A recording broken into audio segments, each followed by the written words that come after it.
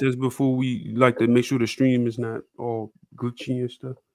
Okay. Yeah. I'll pull it up. Man, we don't got to private it or nothing. It's just No. It's public. It don't okay. really matter. It don't matter.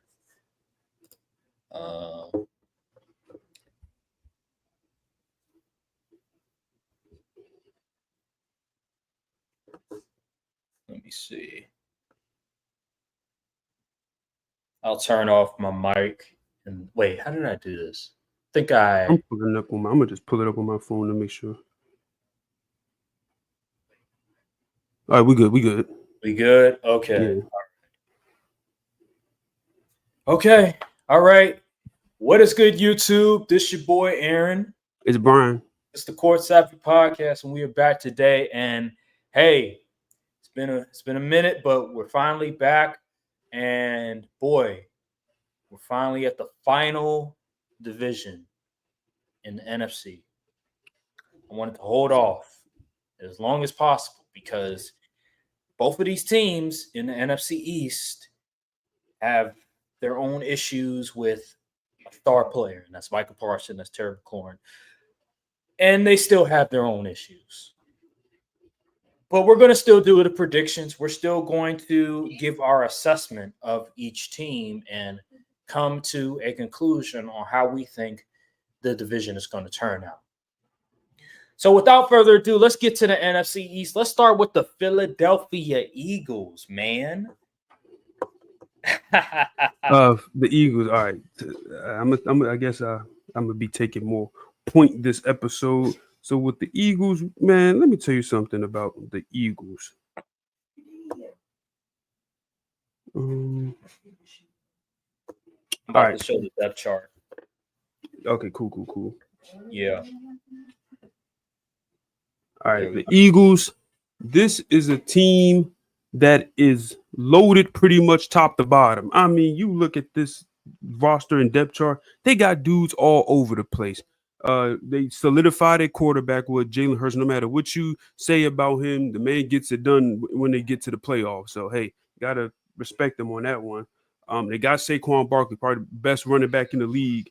They got A.J. Brown, Devonta, even though A.J. Brown is dealing with a hamstring issue right now, but it doesn't seem to be severe, so he should be all right. Devonta Smith, Dallas Goedert, they just going to be in the mix, man. Still got an elite offensive line group. They got Jordan Mailata. They got Cam Jurgens now. Lane Johnson. Like, they're going to be fine, okay? They're going to be just fine. And on the defensive end, man, Jalen Carter, for as young as he is, as good as he is, it's actually a shame he fell that far. I still think it's a conspiracy that he fell to that pick for the Eagles to just snab him for next to nothing.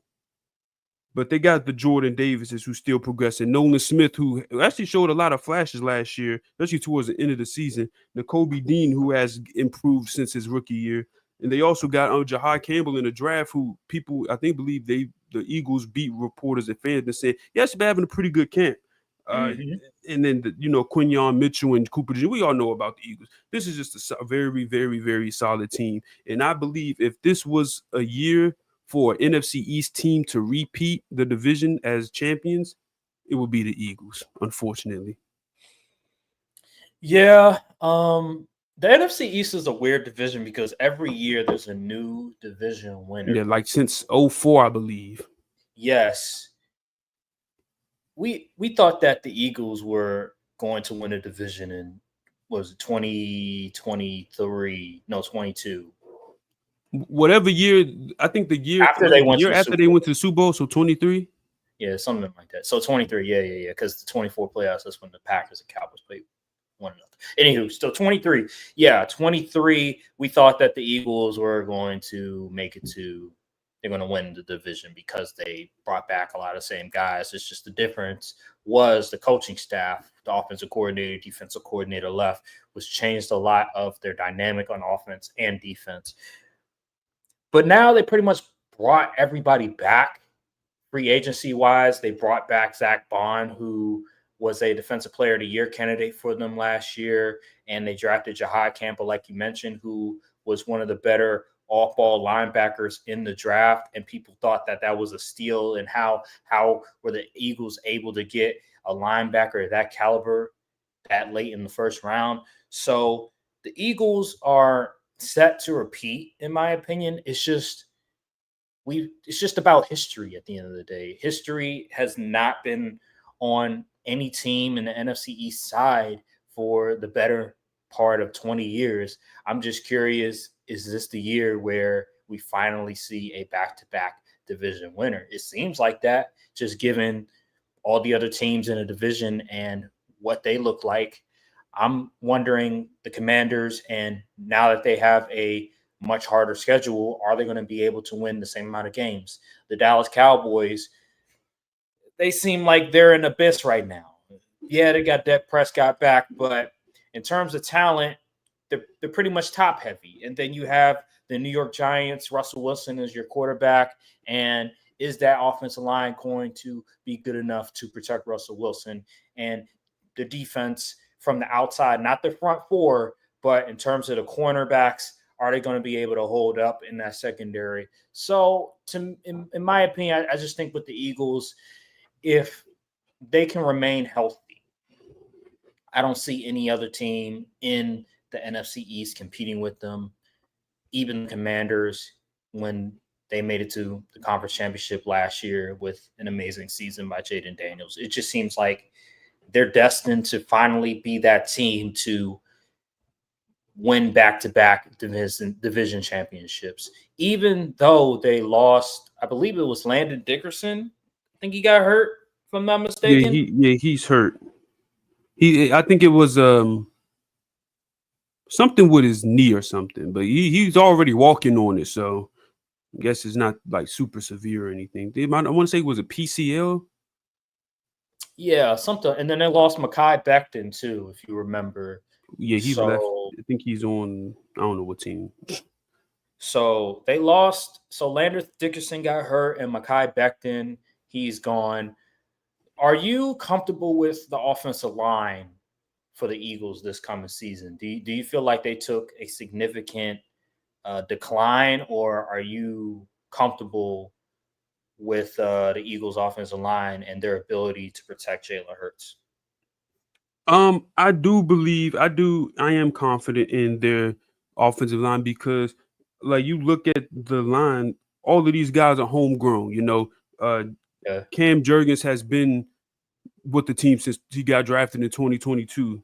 And Tyler Steen, he's a little iffy. I'm on Tyler Steen. I'm not too sure what he got going on or how good he is personally, but the fact I feel like they have that continuity because they played together, they've been practicing together for years. I just got a next man up at this point, so I'm not too concerned. I think they'll have elite protection on the edges, but maybe the interior can get a little shaky, and that could be problematic when playing a team like the Giants. But they always beat the Giants no matter what. So it's not really too concerning for me personally. If I had a concern on offense, it would just be being healthy because we already dealing with an injury with AJ Brown. God forbid something happened to Saquon Barkley, he has to miss an extended time, or even Jalen Hurts. Then what can you really say about this team? I mean, I don't know, but as long as they stay healthy, they should be in the mix, man.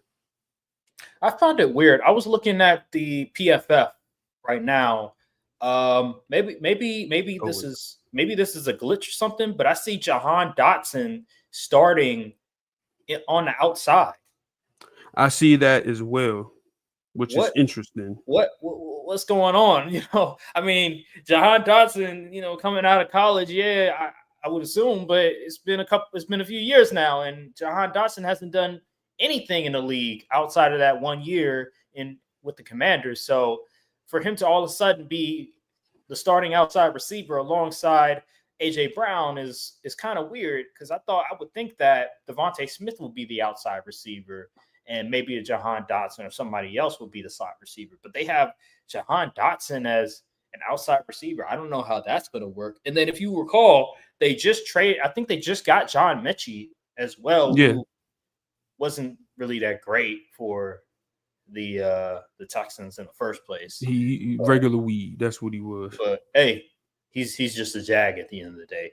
But you make a great point about their interior, Cam Jurgens and Tyler Steen, the center and right guard. That is going to be problematic for them. I'm curious how they're going to be able to protect Jalen Hurts, because last year they had arguably the best offensive line. If you want to say the Lions had the best offensive line, by all means, but you can't argue that the Eagles didn't have one of the better top 3 offensive lines in the NFL. And if you remember throughout that season, when they started to rely heavily on the run and when they started to protect Jalen Hurts a lot more, that offense was really getting it going, and they were very, very efficient. I don't see the Eagles' offense being very effective if that offensive line is compromised in any way. They have to be a really, really good, close to elite offensive line if I want to believe that Jalen Hurts is going to have another good season. I think at the end of the day, this offensive line, if it's shaky, Jalen Hurts is going to be shaky. I know that simplifies everything, because obviously a quarterback needs protection at the end of the day. Every quarterback needs protection. But Jalen Hurts even more, in my opinion. Jalen Hurts, listen, Super Bowl winning quarterback, Super Bowl MVP.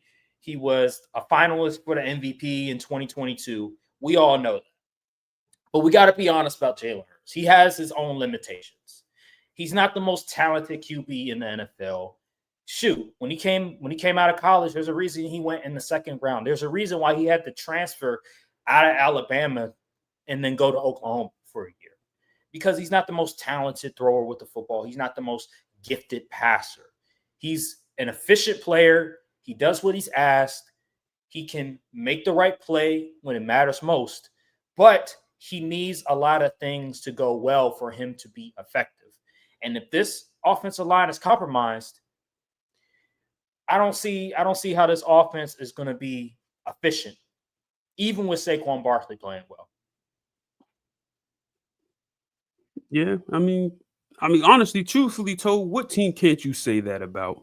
If the offensive line is compromised, I'm pretty sure like every team that goes for every team. But Jalen Hurts, more so than ever, like I don't know if he can overcome bad circumstances or mediocre circumstances compared to some of the other better quarterbacks that he's been compared to since he won the Super Bowl. Because you got to remember, I've been hearing Jalen Hurts, top 5 quarterback, better than Justin Herbert, better than all these other quarterbacks, better than Matthew Stafford. Well, a lot of these quarterbacks that were being named next to Jalen Hurts have been asked to overcome, and they have overcame certain circumstances.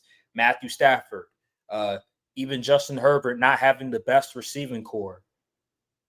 Jalen Hurts, on the other hand, when he's asked to overcome, a bad defense, a mediocre offensive line, he hasn't been the most efficient. So I'm curious this season, when things aren't perfect, will Jalen Hurts still find a way to win a lot of games, or are they going to resort back to bad tendencies? Are we going to see a lot of the flaws that Jalen Hurts showed in 2023?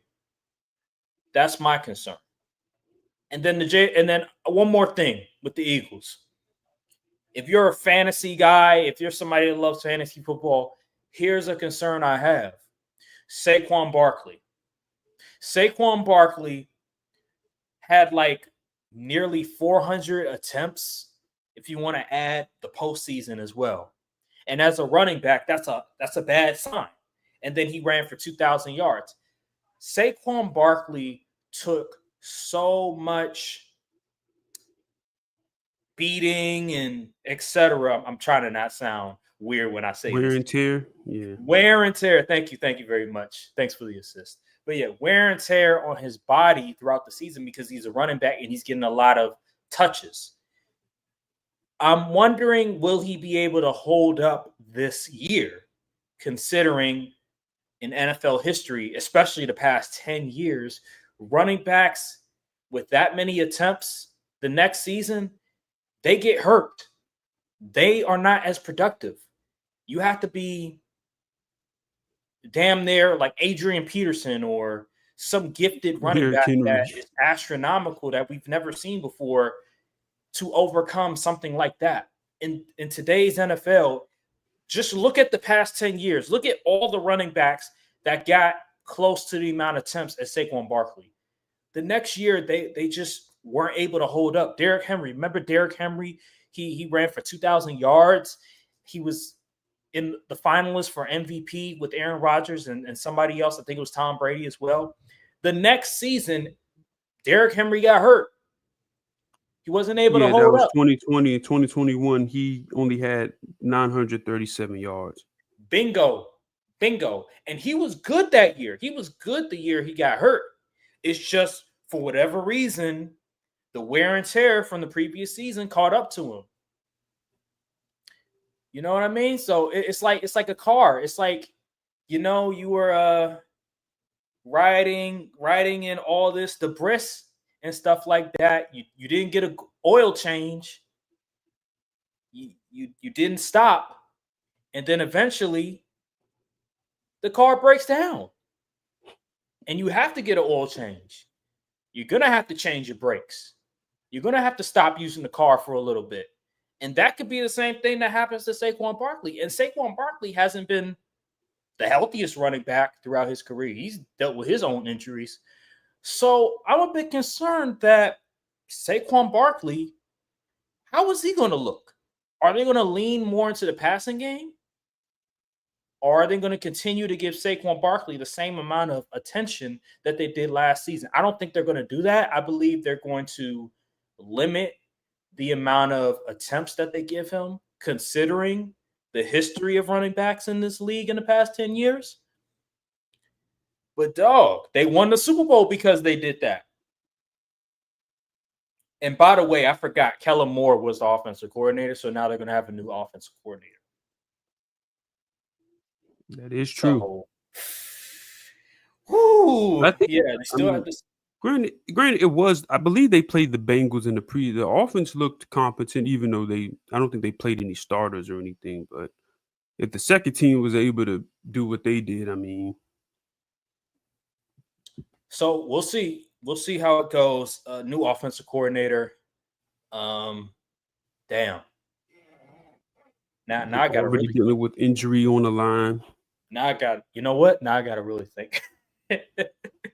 Now I got to really think about this. Let's move on to the Commanders.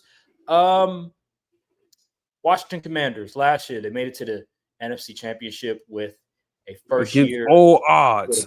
Yes. You would have told me they would have been in the NFC Championship game. I would have laughed at you. Yeah, I would have laughed too. I thought they could win 9 games. I didn't think that they were going to win 12 games and make it to the NFC Championship the first year with Jaden Daniels as the quarterback.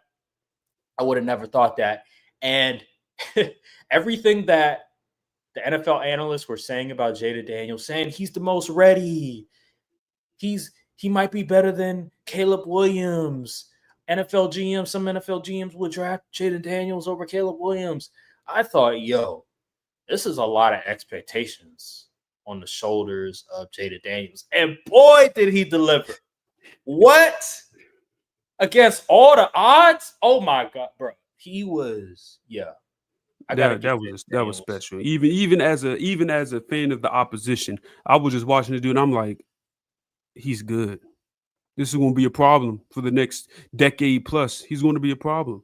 But you know what? I'm going to give us some credit because on the Courtside View podcast, we called it early with Jaden Daniels. We told people to stop worried about all these film experts saying, oh, he can't throw across the middle of the field. Oh, he had the best receiving core in the nation, blah, blah, blah. I'm like, bro, the dude can flat out play. And we said day one, we said to the people on this podcast, the viewers of the show, we said if Jaden Daniels goes to the Commanders, it would play out better than if the Commanders were to draft a Drake May or even Caleb Williams. Did we not say that? I don't know about Caleb Williams, but we did say that because we said Jaden Daniels was the most pro-ready QB out of that class because he knew how to do the more intermediate or more, I guess you could say, layup stuff as a QB. Yeah. We said it was going to be an adjustment period for Caleb Williams because he was used to being the offense as far as having to make something out of nothing. Where in the NFL, you're going to need to play more in structure and more with the scheme. And we believe that also we didn't have much faith in that Commanders coaching staff, especially with Cliff Kingsbury. He seemed to change the narrative around, drawing up a phenomenal game plan throughout the season, even though they did look shaky at points, but they bounced right back a couple games after. But we knew that Dan Quinn was going to get him right. We did not believe in Eberflus or Shane Waldron for Caleb Williams. So on that end, but as far as the team goes, this team is JD5 a bust in my opinion. I'm sorry. Like this team is Jaden Daniels a bust. They did improve in some positions, like they went out and got a Deebo Samuel, who I think Deebo will have a pretty decent bounce back year. They went out and got Laramie Tunsil, one of the better tackles in the league, to protect the Jaden's blind side, which is great. They drafted Josh Connerly, but he doesn't seem like he's starting this year, which is interesting because why not? Why draft a guy in the first round that you're not going to start? I guess Andrew Wiley will get the nod. But Tyler Biadasz is coming back. He had a solid year. The problem with this team is, I know people like Jacory Krosky-Merritt or Bill Merritt, as some of the fans would like to call him. But he is a 7th round rookie. He has shown flash. I know he fell to the 7th round due to NCAA's foolishness and all that, but this running back room doesn't inspire a lot of confidence in me, especially because running back by committee is cool and all, but only very few teams are able to make that work. You look at all the teams that were in the mix last year, outside of the Commanders, all of them had outside of the Chiefs and the Commanders, all of them had a solidified guy. The Ravens had Derrick Henry. Bills had James Cook. Eagles obviously had Saquon Barkley. Rams, Kyron Williams. Vikings, Aaron Jones. Chargers, Chargers was a little iffy. Yeah, I would give you that. Yeah. I guess the Broncos as well. But I don't know. It's just unproven. You got old man Austin Eckler. Who knows how much juice he has left in the tank? It's just an unproven back. They're trying to move Brian Robinson Jr. What about the running back, the rookie running back? Yeah, I said Jacory Krosky-Merritt. What's his nickname? Bill Merritt. Okay. Yeah, Bill Merritt. Yeah, it's just unproven. There's nothing concrete, and the fact that Terry McLaurin still hasn't signed his contract yet is concerning. I don't know. I'm not sure if he'll sit out any games or not. I'm not his agent or his team or whatever. I can't make no declarations on that. But what I can say is this team is going to be this offense is going to be very Jaden Daniels dependent, because he's the only QB on this roster, obviously, that I can trust to make something out of what they put around him, especially at the receiving option. Because if Terry does decide to sit out games, we're relying on Deebo Samuel, wide receiver 1, and Jalen Lane. And Jalen Lane, he's shown some things at camp in preseason. I like some of the routes he run in this. Jalen Lane is on the Kansas City Chiefs. No, that's someone else. Jalen Lane is the I think he played at Virginia Tech, number 83 for the Commanders. He played at Virginia Tech. Oh, you're absolutely right. You think of someone else. Yeah, I know you talk about, but I forgot who. Yeah, I forgot. Yeah, it's just I don't know, man. It's just they need Terry. But Terry also needs to get a deal done. The word on the street is that contract stuff may be more one side than the other. That's all I'm gonna say. That's what word on the street is. In the defensive end for them, I do like the addition they made. I like the Will Harris addition to replace Jeremy Chin. I do like Trey Amos coming out of Ole Miss in the draft. I had him with a 2nd round grade on him. Like Terry is Terry is in contract. That is true. But players can hold out. I don't think he'll hold out. I don't think anything indicates Terry holding out, but he's treating this negotiation more like a holdout than a hold in. But back to the defense. My main concern with the Commanders defense, in my opinion, is big time pass rush. they signed Von Miller, who gives some good vet leadership, and I think he had a decent amount of production for the amount of snaps he got, which isn't very a lot. But outside of Von Miller, your best pass rusher being Dorrance Armstrong, who's really kind of like a rotational guy. Ideally, he's not really like every 3 down pass rusher dude. I should know because I'm a Cowboys fan. Frankie Louvu was really good. Frankie Louvu was a monster. I was so mad when they signed him last year because I knew he was good and he was being underutilized in Carolina. Javon Kinlaw hasn't really shown he could be.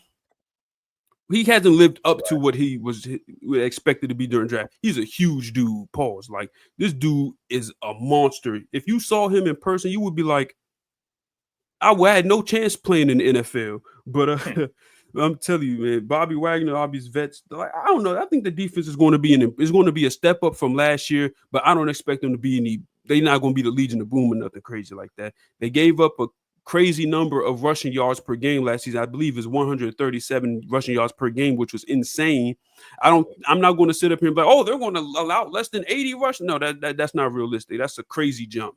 I'm probably more so low 100s. That would be a big improvement. But they have to make the plays when given the opportunity. A lot of times, players would be in position last year and they just get cooked. Benjamin St. Juste, Emmanuel Forbes, and company. But they got some dudes, and Marshawn Lattimore, he has to stay healthy. Like, this is really a make or break year for him as far as getting another big payday. It would be a shame if he were to miss extended time in the season because he's hurt. Trey Amos, he's dealing with injury, which is kind of not ideal for your cornerback, rookie corner, but he should be okay. Mikey Sears still a baller, man. Them Michigan boys know how to play. Quan Martin, he's had a step up type year last year. He's going to come in, probably do better than what he did. I don't hate this roster. I really don't. My thing is with them, like I said, is JD5 a bust. Is JD5 a bust? They weren't supposed to be there last year. I'll say that. You can say that, but when you got a quarterback like that, man, I don't know, bro. I don't know. Oh, wait, Trey Amos is just back soreness. Deacon said he would have played if it was a real game. See, that's kind of coach speak, though. Like, every time I say, if I had to play, if it was a game today, I would have played. Okay, sure. But yeah, this team, I expect this team to. They have a tough schedule too. I'm not going. Everyone in the NFC East schedule is brutal, but you got Jaden Daniels. You gonna be in the mix. And my thing is, if they don't get Terry, needs to get on that field, bro. He needs to put that pen to paper, get on the field, get in the swing of things before this week 1. I'm gonna tell you this. I'm gonna say this. If Terry isn't on that field come week 1, the Giants might make it tough for him. I ain't gonna lie, because that defense is serious. So, and all in all, to end this whole thing, I expect this team to win at least 10 games. Wow. Based off that season they had last year. If they don't win 10 games, you can say this is a disappointment. Wow. Think they're going to win 10 because everyone's giving them the media gas. They trying to put them, they saying they contenders and all that. You got to win at least 10 games.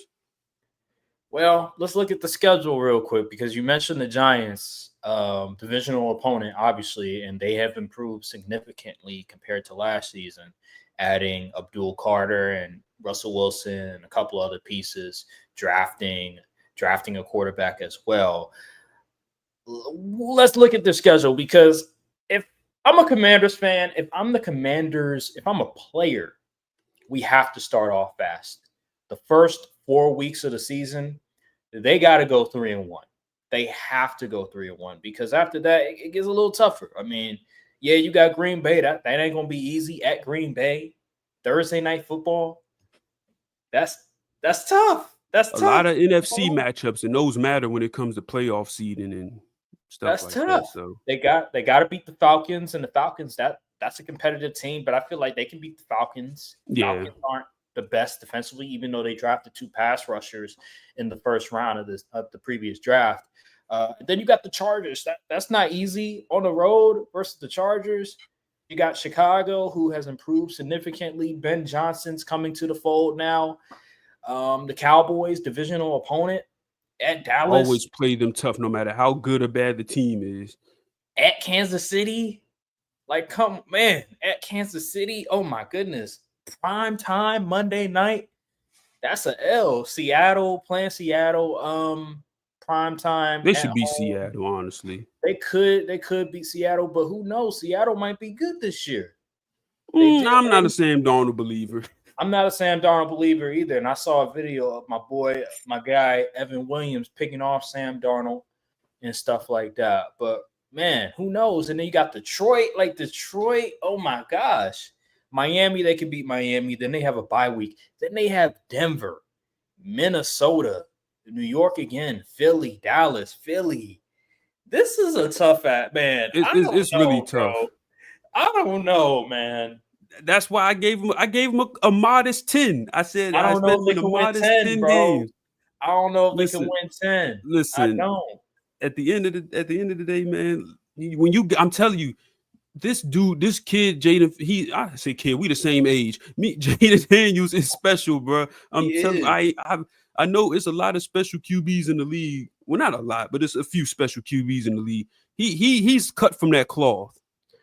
And I'm not going to say it was lightning in the bottle or nothing like that. I believe he can repeat that level of success. I don't think there's people like, oh, they got film on him. Like, what film? He was just making the right play. Well, I can't stand this just because it happened to CJ. Actually, CJ Stroud, it wasn't even his fault. It was freaking what's his name? The borderline terrorist. Yeah, dang, I forgot the offensive coordinator. If his name come back to me, I'll remember. Slowick. Yeah, Bobby Slowick. That was his fault. And injuries cooked CJ Stroud. But I don't, unless something crazy happens this year to the Commanders, I see them getting back to the playoffs at the very least. It's going to be tough. It's going to be very tough. But they can do it. Yo, some of them teams on the schedule have to be bad. Like some of them teams that are projected to be good have to be bad this year, like the Minnesota Vikings or the Dallas Cowboys or the Seattle Seahawks. I expect to split no matter what with the Commanders. They're going to have some teams that aren't as good as what people thought they were going to be, because now looking at the schedule, whoo. Now I will say this: if this turns into a battle of what's the word? Attrition or attrition, war of attrition for them. It might get a little crazy because this depth, the depth just isn't where it needs to be right now. Yeah, especially at the wide receiver position. It's gonna be tough. It's gonna be tough, man. It's gonna be tough, but we'll see. I know Jaden Daniels, he's gonna have to play like a top 5 quarterback this season if they're gonna make the playoffs. Because I don't see them making the playoffs if he don't play great. He has to be even better. I think he can do it. He has to be even better than what he was his rookie season, which was really good. They're gonna have to start off. They're gonna have to start off fast too. They can't be 0-3, 1-3. Like they have to be 3-1 out the gate. If they're not 3-1, it's gonna be tough. I know it's a long season. It's 17 weeks. Damn. It was 18 weeks, 17 games. Yeah, 17 games. 17 games. Damn. They can't afford to start off slow. They just can't. Let's move on to let's go to your team, bro. Oh, the Dallas Cowboys. Yeah. Dallas Cowboys. This is going to be something. I tell you that much. This is going to be something. The Cowboys. I'll say this off the back. My concern with the Cowboys is not going to be on the offensive side of the ball. I believe that George Pickens, CD, they're going to go crazy. Our run game could be very so-so with Javonte Williams, and we got Jaden Blue. Oh, seems to be moved up to RB number 2 on the depth chart. But I people got reservations like offensive line. I think Terrence Steele will have a better season because he's a year removed from that ACL injury, and ACL injuries do matter for offensive tackles, believe it or not, because they got to move laterally. But Tyler Smith, he's going to be Tyler Smith. Tyler Smith is an All-Pro guard. Tyler Booker, even though I hated the pick in the moment, Tyler Booker has been really good this camp. He's been putting hands and feet on children all camp. Cooper Beebe, I'm expecting a solid step up season from him. Tyler Guyton is hurt, which is super unfortunate because he's supposed to be our left tackle of the future. But we're going to have Nate Thomas step in for him. Look, Godspeed, Dak. But yeah, my main concern is with the defense. The defensive side of the ball, it's a lot of young guys, a lot of young talent. But my thing is, this secondary scares me. I'm gonna keep it a stack with you. Like, I know when the regular season starts, we'll have Deron Bland, we'll have Trayvon will be back eventually, but I gotta rely on Kyer Elam and freaking who else? Donovan Wilson, Israel.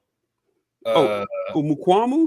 They got him starting on the outside. Who is that? I never heard of him. He South Carolina DB. I want to say his brother is in the league as well, if I'm not mistaken. But no. His brother is not in the league. Actually, his brother was going to make the league, I believe, as a receiver, I think, but I don't think it panned out. He's good though. Izzy is good. I don't know. He hasn't really got many starting reps as an outside corner that much, so I'm kind of on that one.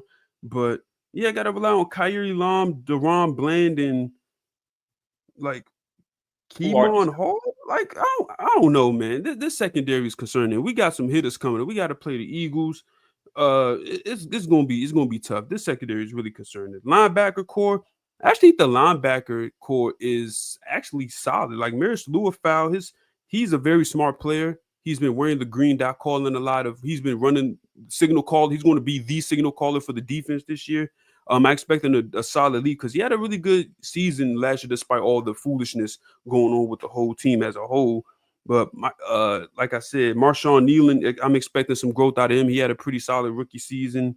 Osa is going to be Osa. He just got paid, so I'm expecting him to go a little crazy. They did make some signings, like they signed Solomon Thomas, who's no depth piece. He plays 3 tech. He's kind of a small guy at the defensive tackle position. Kenneth Murray Jr., I haven't really heard much of him from camp, but maybe that's a good thing. If he ain't getting his butt whipped every play, then I guess he all right.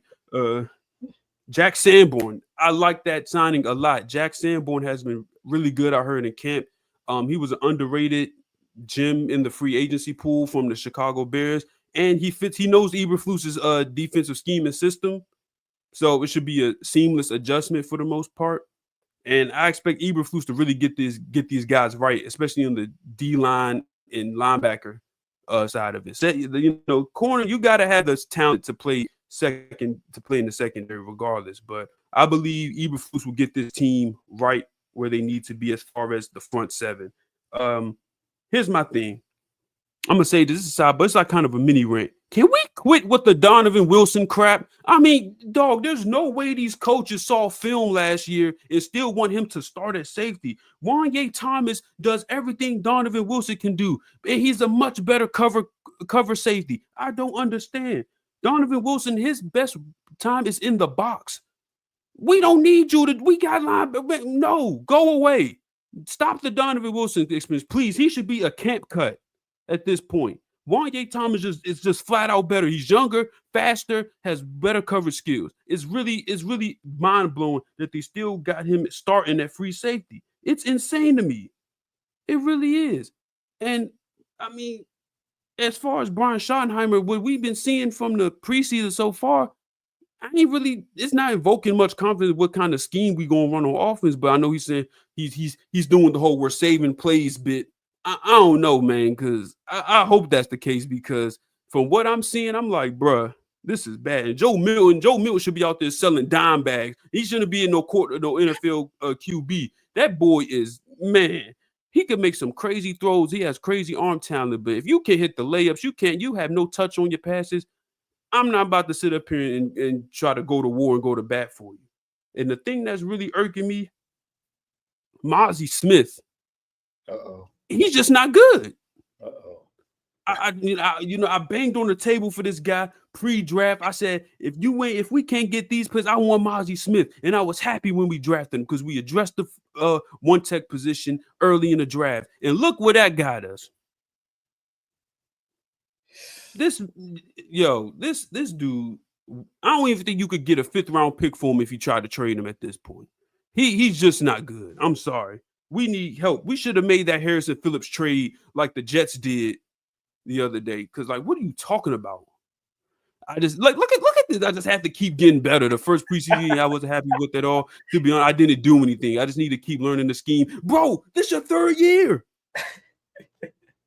What is hard about seeing, like, playing the run? Like, the crazy thing is he's not even doing the stuff he was drafted as good at. Like, he's strong. He's a strong player. He doesn't play strong. His get off on the ball is slow. I'm like, I don't know what does he do well. Besides get pushed back. I don't understand. Like, he's real life not about to be the starting D tackle. And we drafted you at 26. You can't start. Like, come on, gang. And man, let me stop before I blow a gasket trying to mess with it. Man, once Overshown come back, the linebacker core is going to be even crazier. Offensively, I'm not worried about too much. I do want to see how this wide receiver battle turns out because Jonathan Mingo just got hurt. I think he messed up his MCL a little bit. He's going to be out probably week 1. So we're going to see how the camp battles. Jalen Tolbert, we should honestly trade Jalen Tolbert with all due respect. We've been seeing the same, if not better, production from the other guys from camp this entire time. Especially undrafted free agent Trayshawn Holden. People really want him to make the team because, Oregon guy, he's been making a lot of plays at camp. And I wish we could see how these dudes perform in preseason, but Joe Milton can't hit the side of a barn. So, hey, we can't really get no real evaluation out of him. And I don't know why we refusing. I'm pretty sure this is a Jerry call to not play the starters, but I think that's asinine and insane to me. You can't get these dudes 1 series, just 1. I'm not asking for them to play 2 quarters. I'm asking for 1 or 2 series where they go out there and get some reps. We have a whole bunch of new players, a whole new scheme. Why wouldn't the offensive players play in a new scheme? It doesn't make sense. And we're supposed to believe this team is going to be a contender? Are you crazy? Most we get is contender for the playoffs, especially with this schedule we got. Come on, man. This is the problem. We changing the tires, but not addressing the actual engine. That's the problem with this team. We doing all these upgrades on this busted up car we upgraded everything on the car except the engine. And the engine is the front office. They're not doing nothing different. It's the same thing year in and year out. They got Brian Schottenheimer fighting for his life out there his first year. Micah Parsons hold in, not trying to pay him his money. So I'm not expecting too much out of this team. I'm sorry, Cowboys fans. I'm not the most optimistic fan as of right now because I thought they was going to maybe try something a little different this time around. Nope. They showed us early they wasn't doing nothing different. They didn't even have a real head coach. So they said, oh, well, Brian Schottenheimer, here you go. And I don't hate Shoddy. I think Shoddy could be a good coach. I think what he's been establishing thus far in the offseason up until now has been positive. These dudes are actually practicing. They're actually being disciplined when they do stupid stuff. But if the front office is still doing what they're doing, I mean, what expectations am I really supposed to have? Like, honestly. I'm supposed to get up here, so 12 games, we're coming NFC Championship. No, that'd be silly of me. Because at the end of the day, as long as Jerry Jones is running the show, don't put your faith in this team. I want you to spend your time doing something else. Please. Look at this dude, man. Like, he was so upset about that Packers loss. Guess what he did? He kept Mike McCarthy for another year and then let Dan Quinn walk to coach for the Commanders. He was so upset about that loss. Man, get out of here with that. I'm not trying to hear it, Jerry. Don't watch that documentary either. You haven't seen it? I ain't watching that foolishness. I'm not watching Jerry Jones propaganda. You know, I haven't heard you mention Donovan Izaraku. What's going on with my boy Donovan Izaraku? See. I be getting there's so many thoughts running around. Donovan Easy, he's good. He's good. He's been showing a lot of flashes at camp. His pass rush, his repertoire of pass rush moves has really stood out. According to the people that's been cover the team, the fans that's actually there watching the practices every day. I'm not expecting him to be too crazy in the run game, but he'll give some solid production year one. He's very twitchy, very fast athlete. I mean, I'm glad we got something. I think they had a pretty solid draft if all of these picks pan out, in my opinion. But yeah, I'm just looking forward to see how these young guys perform. This honestly, I'm looking at it this season from a developmental aspect because I'm not expecting this team. I don't think we can compete unless we're going to have to do some crazy stuff like greatest show on turf because this team, I think they're a year away from being like a year away. And the Jerry Jones, I'm not going to say when I'm not going to finish that thought. Yeah, I think you'd be better to leave that alone. I already know. But I do want to see what I do want to see from this team. I want to see Kevontae Turpin involved in the passing game a lot more. He's the fastest player on the team. And when he was in the game last year, he actually made a lot of plays and actually had a pretty impressive grasp for someone of his size and stature. You don't need like 5'8", probably 150 soaking wet. But yeah, man, we just need to see the offensive principles that other teams do implemented now. I want to see a lot more motion, a lot more stuff that just make the game easier for Dak. I know Dak, he can be a world beater if he wants to, but that is not how you succeed long term with him. You can't put all the pressure and all the reps on everything on Dak's shoulders because that is how he starts turning the ball over. That's how the offense go 3 and out, and it's just bad. And we need better situational football, and we just need to be a smarter team as a whole. That's all I want to see. So I'm expecting this team to also win around 9 games. 9 games. Well, I think let's look at the schedule. Let's break it down because I'm curious. How do we get to 9 games now? Philadelphia. Would I be crazy if I say we could get them? Really? Really? I mean, it is week 1. No surprise. Week 1, a lot of things happen. That's why I don't bet week 1 games because anything can happen week 1.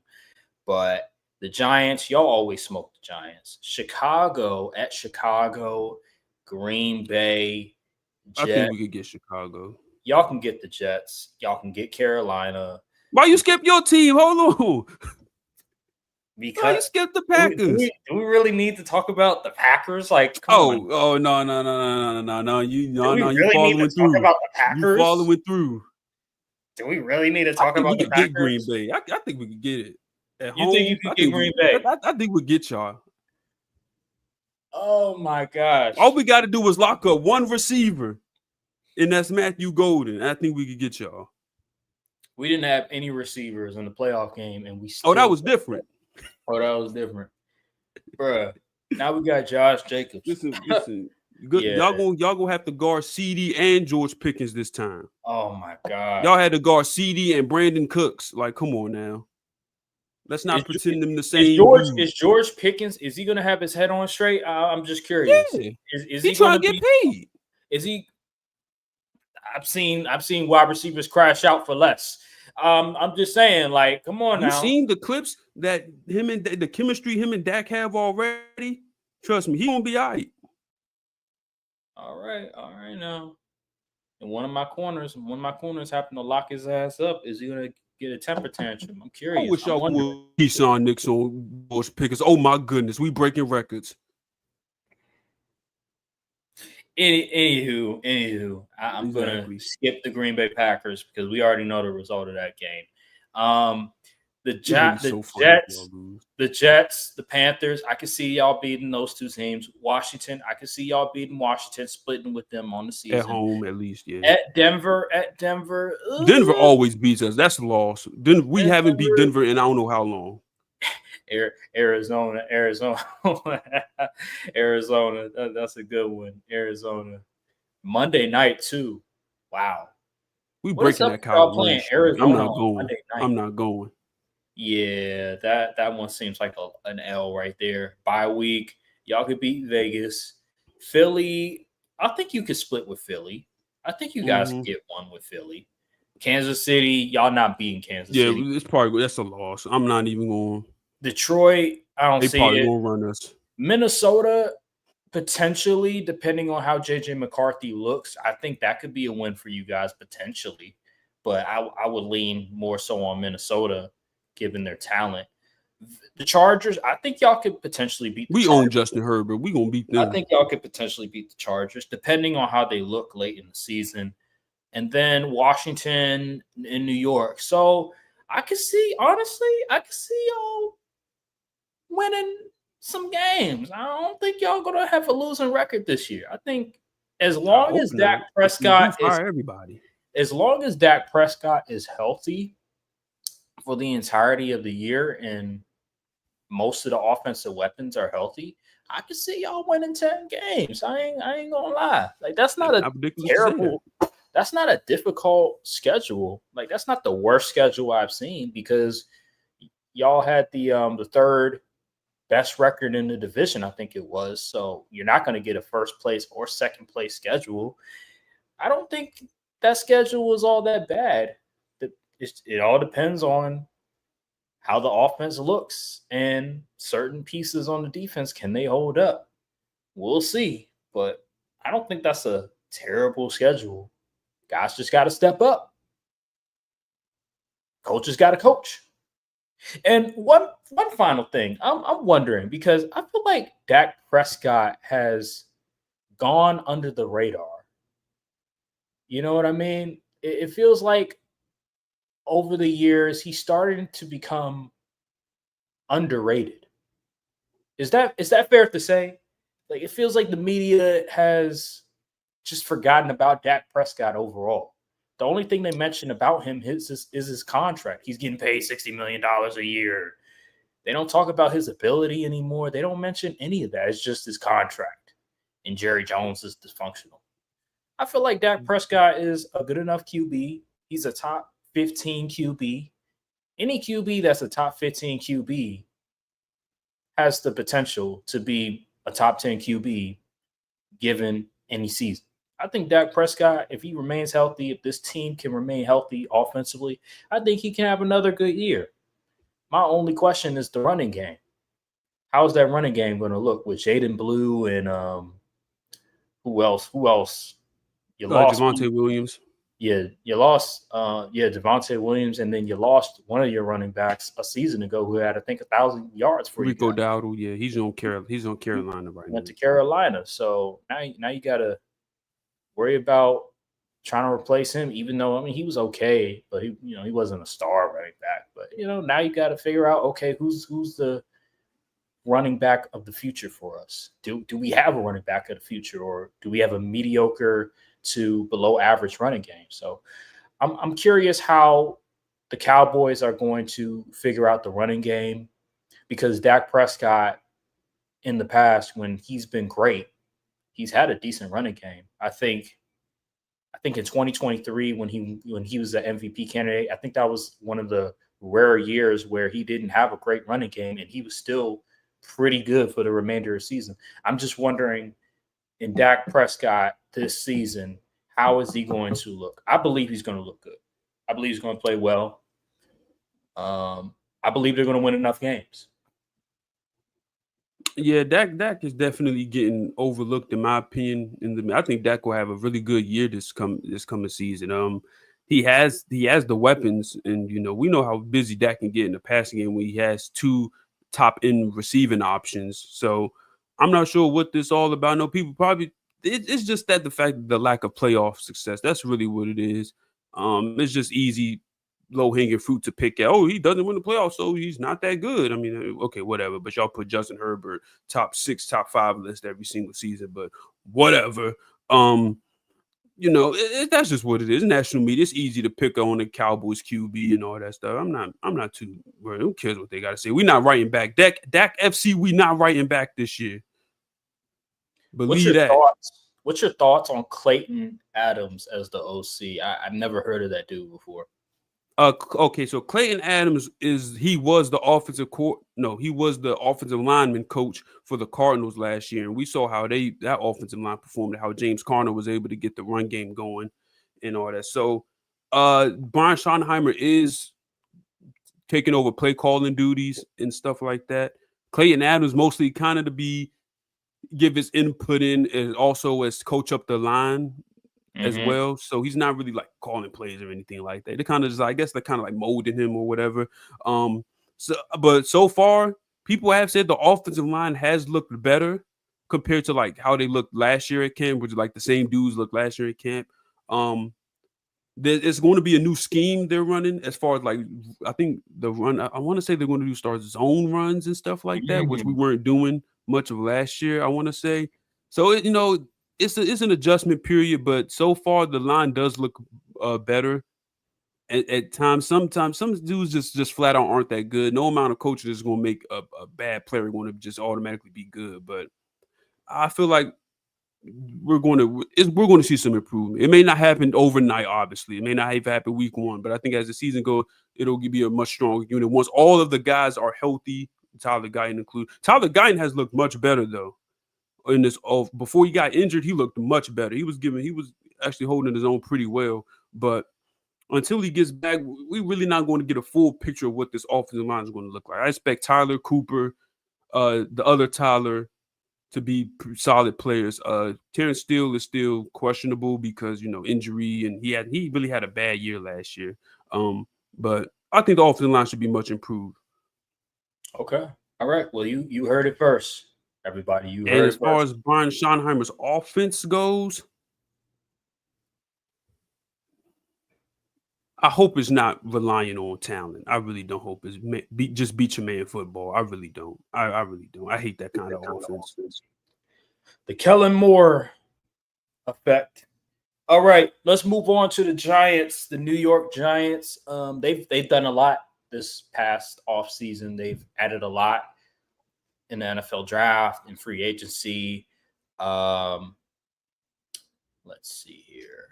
Outlets.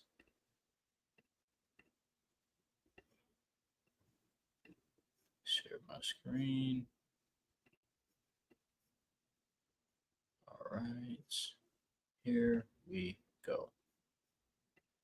I think the Giants will be better than people expect them to be. Like, I'm looking at this roster. I don't think they trash enough and crazy like that. I honestly think that defense is going to be a force because Abdul Carter, Dexter Lawrence, like Brian Burns, like Bobby Okereke, like they got dudes, man. They got players on that defensive line. They're going to cause a lot of teams. John's going to the Super Bowl. Oh, and Madden franchise for sure. But in the 2025 NFL season, I don't know about that. This defense is going to be I believe they could be a top 10 unit easily. They have the talent. They really do. I like Tyler Nubin. I like Javon Holland. Deontay Banks and he's burnt toast. Yeah. Paulson Adebo, he's not the greatest, but I guess he's serviceable. But yeah, man, I really like this defense. Offensively too, I don't think they're terrible. I like Malik Neighbors a dog. Like he's a dog. I know he's dealing with some soreness or something like that. He hasn't practiced in like a week. It's a lot of ticky-tack stuff back. I think maybe ankle, maybe knee or something. It's a lot of ticky-tack stuff. I'm not too worried about it. Yeah. I'm not too worried about it. Russell Wilson. It's Russell Wilson. I don't know what to say about at this point, but that hasn't been said. It's Russell Wilson. Jackson Dart has looked good in his preseason appearances, though, which is surprising to me. I thought he was going to be Basura based off what I saw at Ole Miss and all that. But he looked solid in the reps he got in real games. Offensive line, I, I like Andrew Thomas. Andrew Thomas like that. Everybody else, John Runyon, he's decent. Actually, he used to play. He He used to play did. for your team. He's all So right. what you would? He's all right. Yeah, he's all right. He's not Okay, he's all right. terrible, but I wouldn't say he's a John world. Michael Schmitz. I heard John Michael Schmitz hasn't been developing the way they wanted him to, which is kind of disappointing. I was very high on John Michael Schmitz coming into the draft. In what year was that? 23, because he could play guard and center. So they got him at center right now. They said it hasn't been great, but I guess he's making progress day by day. As far as the wide receiver core, didn't Wandale? No, that was the other one. I mean, that wide receiver core outside of Malik Neighbors isn't the greatest, but I think it's they got doable. some. I think it's better Yeah, than you can work with that. it's Russell middle of Wilson the can work pack. with that. He could work with Yeah, that for sure.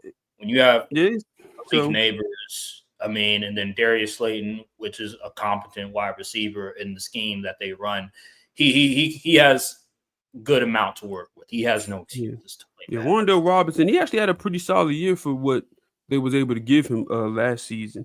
Run game, Tyrone Tracy Jr. I expect him to have a pretty solid sophomore season. He was actually really a standout rookie running back for them last year. Devin Singletary, if he can stay healthy, he should be giving some solid contribution. Cam Scatterboo, heard some good things coming out of camp for him.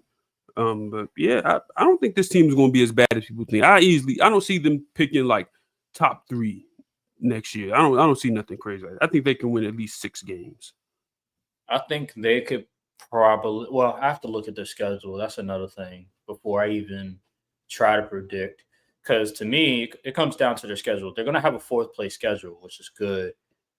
But depending on what division the NFC East plays, like, let me see. Let me share my screen. Share this tab.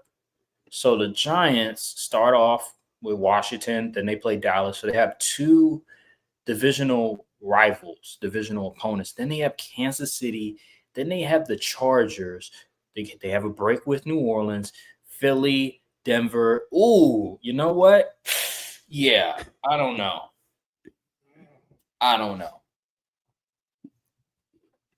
mean, let's look. Ooh, that is tough. That's a brutal schedule to start the season. Philly, San Fran, Chicago, Green Bay, brutal, Detroit. Good grief! Yeah, that's a. Do they have a single easy game on this schedule besides the Saints? That's a brutal schedule. I ain't gonna lie, the NFL did them dirty. Yeah, they was the last. This is the last place schedule. Oh, let me remove this banner so people can see towards the whole shebang. Yeah, this is a brutal schedule, dude. Bro, they literally have only one easy game. Oh my gosh! Dang NFL. What was y'all thinking? Even the Patriots is going to be a tough out because Mike Vrabel, Drake May, they added some pieces. They got 1, 2, 3, 4, 5, 6, 7, 8 playoff teams. That is, man. And that's not even counting Chicago could potentially be better. San Francisco, they're going to be up and down, but they're still San Francisco. You cannot take them lightly. And then you have the Vegas Raiders, who I think is going to be better than what people think. I don't know how they're going to look towards the end of the season, but I think they have enough talent that they can make things very interesting. The only layup that they have is the Saints. Every other game is a battle. Ooh, yo, this is going to be. Jackson Dart might be coming in. Their bye week, bro. Their bye week is week 14. They got a late bye week. So they have one of the most difficult schedules. And their bye week is week 14. If this, I don't know what the Giants did to make Roger Goodell upset, but they got hold. how are you the fourth place team and you have one of the hardest schedules, arguably the hardest schedule in the NFL? Make it make sense. It is very unfortunate. That's tough. They did them boys dirty. I ain't gonna lie. Week 14 bye? Bro, they need a bye week 6 or week 8 so they can prepare for Jackson Dart, because by the time week 8 come around, they're gonna need a new QB, because that schedule, bruh. Oh my god. I mean, I guess if I'm looking at the bright side of this, like if we analyze each team, how many teams have great offensive lines? How many teams have good offensive lines in that schedule? Because if by the chance, let me show the schedule again. Let's look at each team and let's say, all right, does this team have a good offensive line? Because you mentioned how the Giants' defensive front is going to wreak havoc this year. So maybe the Giants can accumulate wins because their front four is so dominant that it's going to create sacks, turnovers, possessions for the offense to score. So let's look at each team. So Washington, would you say Washington has a good offensive line or mediocre offensive line? Like, where are you with Washington? I think they would be mediocre if they didn't go out and get Laramie Tunsil. So you think they have a pretty good offensive line? They have a solid line. Yes, they have a solid line. Dallas Cowboys. For now, let's go with they like solid, I guess. Middle of the pack, maybe like that 15-18 range. Kansas City. I think they Kansas City is a little they solid. Oh, you think it's solid? They did lose Joe Thuney to the Bears. They traded him away, but they did draft that offensive tackle. Josh Simmons. Yeah. So he's supposed to be really good, and I've been hearing some good things from him in camp. So yeah, that is true. But it's Kansas City, and even if they have a pretty mediocre offensive line, it's Kansas City. But I will say we've seen Kansas City in the past 2 years lose to teams that we thought had no chance. So you never know. Hey, this might be a trap game. This could be a trap game. Sunday night football, NBC 8:20 p.m. game, Kansas City on the road. I'm just saying, that sounds like a trap game to me. But anywho, it's still Kansas City though. The Chargers just lost Rashawn Slater for the year. Yeah, they low key could get him. They could get the Chargers. New Orleans, they're trash. Move on. Philadelphia, they have a good offensive line. Yeah, Denver has improved the offensive line significantly. They have a pretty good offensive line. San Francisco, I don't think they have a good offensive line. I don't think they have. They could be serviceable, I guess.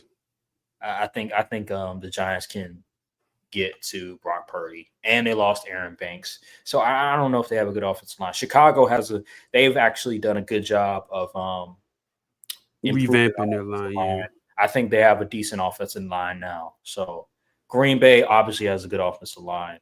Detroit has an elite offensive line. New England, though, their offensive line still needs some work. They still even with the addition of that draft pick, the guy that they drafted at LSU, Will Campbell. Yeah, Will Campbell. Yeah, Will Campbell. Yeah. So even with the addition of him, I don't think it's going to be enough. Then you have Washington again. Minnesota has a really good offensive line with Christian Darrisaw coming back. Las Vegas, mediocre.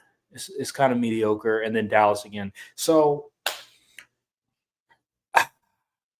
I would say if the Giants want to make it interesting, I think Kansas City could be a trap game because they're at home. It's prime time. maybe, and then you have maybe the Chargers, New England, Vegas. Maybe get one of the NFC East teams, maybe split with Washington. But for the most part, I just don't see how this team can win more than 7 games.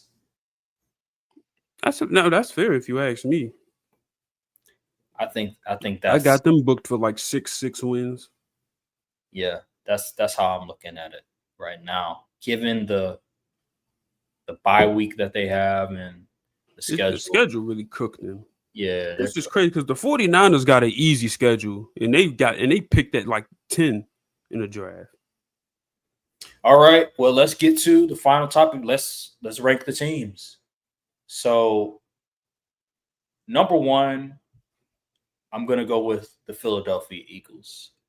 I'll just say the Philadelphia Eagles becomes the first team in 20-something years to win the back-to-back division championships in the NFC East. I believe they can do it, even with the new offensive coordinator. I believe they still have the same defensive coordinator, and they're still adding talent on defense, and they re-signed Zach Barnes. So I just like this Eagles team more than any other team in the NFC East.